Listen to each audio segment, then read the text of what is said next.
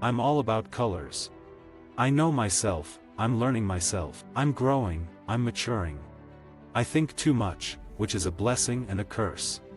I would never call myself mysterious. The word I use is private. I want to do as much as I can do while I'm young. The best advice Drake's given anybody is to know yourself. It's the most important thing to live by. I want to invest time in creating moments for myself. The difference between what people perceive and what's reality is that, like, I'm not actually shy, I'm just observant. I care a lot. There should be more love in Toronto when it comes to the music and entertainment scenes instead of keeping that Screwface Capital name. There should be more artists eating together, more artists celebrating together, and more artists making music together. That's how I feel. Integrity is everything to me. I make 99% of my music sitting down, in boxers, when I'm comfortable in my computer chair.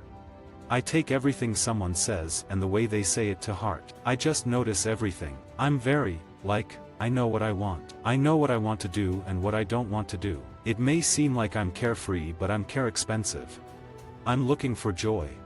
I'm huge on visuals. I love visuals. I treat my vocals as an instrument. I could make a PartyNextDoor album that's clean, all hits. That's not what I care about doing.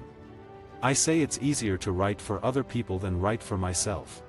I'll take a shot of vodka if I want it to be raspy. I tell whoever's in the studio to get boiling hot water, like super boiling, that they're afraid to give it to me. I put it exactly on the back of my tongue to shock my body. That cleans it up. Everyone should know yourself. It can be an insult, but know yourself is just it. It's exactly what it sounds like. Of course I want to be a superstar, but it doesn't happen overnight, and I see that from having a mentor. When I'm home, I try to relax, but I still make music. My first tape was, "Hey, I can do what y'all do." It's new, flashy, and not through rap. It was a guy singing how cool he was. I'm here with Big Bro Drake, I'm his little gunner. I made my entire first tape using Beats headphones, the studio headphones, and halfway through the second one, because I finally started making a home studio. But I record and make all my beats with the Beats headphones. I'm literally am home making my own music unless I'm asked to be in somebody's house writing music for them. I want to write just as much as Kanye may have for whomever Kanye has written for. I love music, but I never went to a concert in my life. The first time I went to a concert, I performed on a stage with Drake. I know how to use computers. I was one of those guys on MySpace who had one of those fake hit counters.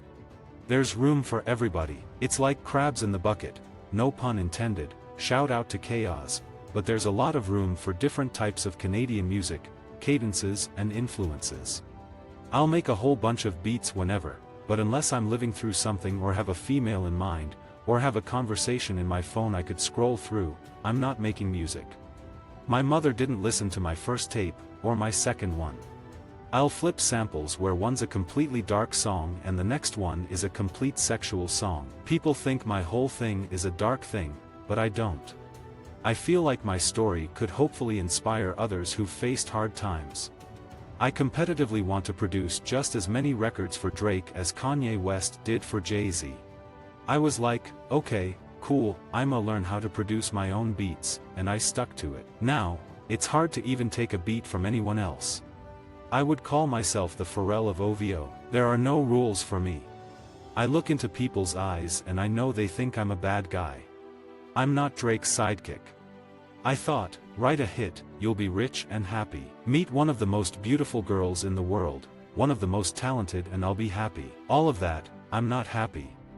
I'm grateful that really pretty girls like my music, and social media just happens to like really pretty girls.